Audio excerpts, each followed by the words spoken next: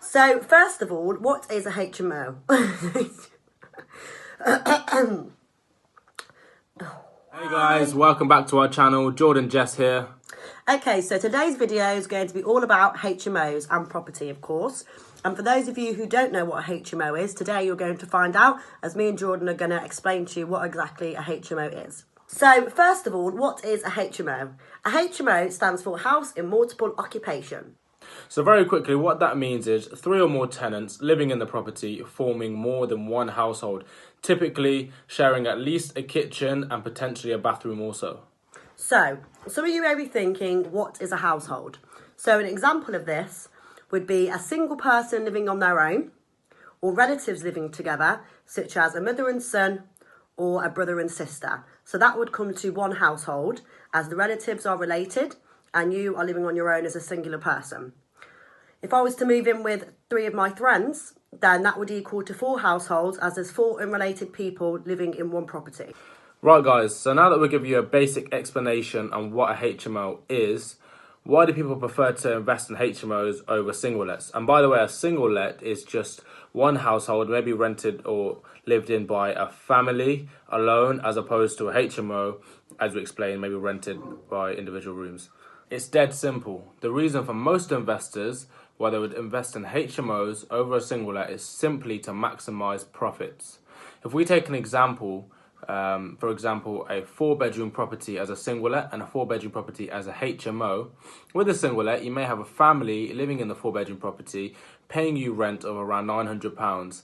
Now, this is a Coventry example, guys, on prices and figures, so anybody down south in London may be thinking where to get these figures from. These are sort of Coventry prices. So family renting a single let, £900. Now, if you then, instead of renting that property as a single let, rent it as a HMO and rent them 4 bedrooms individually, let's assume it's in a good area and we get £450 per room. That's £450, 4 rooms, that's £1,800. So straight away you've taken that £900 and you've doubled it. So the gross rent has been doubled. From both examples, you have to take away the bills and the mortgage costs, but very simply, you can see from an outlook that you just double the rental income. Instead of buying 2 properties and rent them out to families as single lets, you could have 1 property bringing you in the same income. It's a no-brainer. Okay guys, so a lot of people get put off or confused by HMOs because of the new licensing. So what I'm going to do is explain to you exactly what the licensing is and what it means, and if your HMO does need a license. So, as of October the 1st, 2018, some of you may already be aware that the government put out a new mandatory licence conditions, which means that if your HMO has 5 or more tenants which are unrelated in the property, it doesn't matter if it's got 3 floors or 2 floors, you will need to apply for a licence for that property. This is the case for most of the country, but in certain areas there are selective and additional licensing in place. In these areas, you'll have to apply for a license regardless of the amount of rooms or tenants. One more thing you guys should understand before investing in HMOs is the Article 4 restriction. This restriction is put in place by councils and is different in every city. Okay, and Article 4 restriction simply means that you cannot turn a normal household into a HMO without applying for planning permission. A lot of people get planning and licensing confused and mixed up. They're 2 completely different things.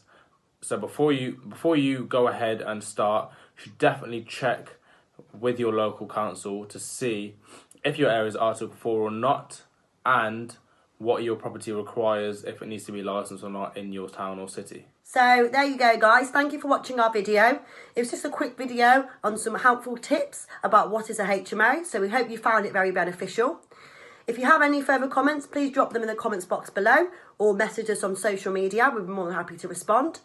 Please continue to like, share and subscribe. It means the world to us, and we'll see you next Sunday. See you next week, guys.